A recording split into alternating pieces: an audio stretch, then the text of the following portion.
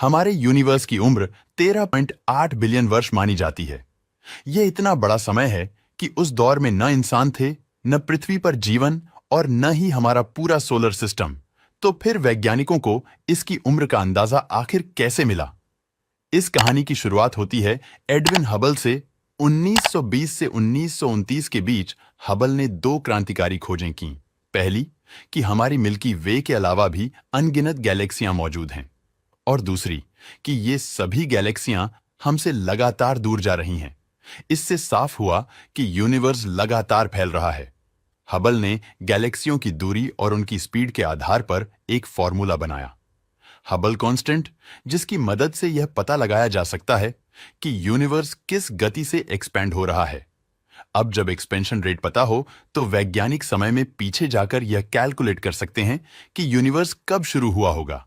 पर एक समस्या थी। उस समय दूरी और स्पीड की माप उतनी सटीक नहीं थी, क्योंकि टेक्नोलॉजी सीमित थी। इसलिए शुरुआती अनुमान दिया गया कि यूनिवर्स की उम्र 10 से 20 बिलियन वर्ष के बीच हो सकती है। इसके बाद 1989 से 2013 के बीच 3 बड़े स्पेस मिशन लॉन्च किए गए। इन मिशनों के सैटेलाइट्स को भेजा गया। कॉस्मिक माइक्रोवेव बैकग्राउंड को स्टडी करने के लिए। कॉस्मिक माइक्रोवेव बैकग्राउंड असल में बिग बैंग की बची हुई गर्मी है।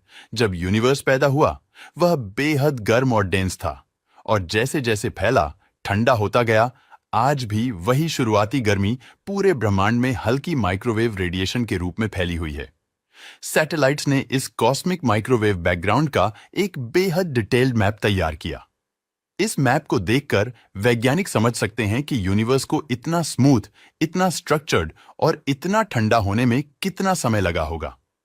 फिर cosmic microwave background data, universe का expansion rate, matter density, dark energy और कॉस्मोलॉजिकल मॉडलों को मिलाकर वैज्ञानिकों ने आखिरकार एक सटीक गणना की। और इसी संयुक्त डेटा के आधार पर आज हम जानते हैं कि हमारे यूनिवर्स की उम्र लगभग 13.8 बिलियन वर्ष है।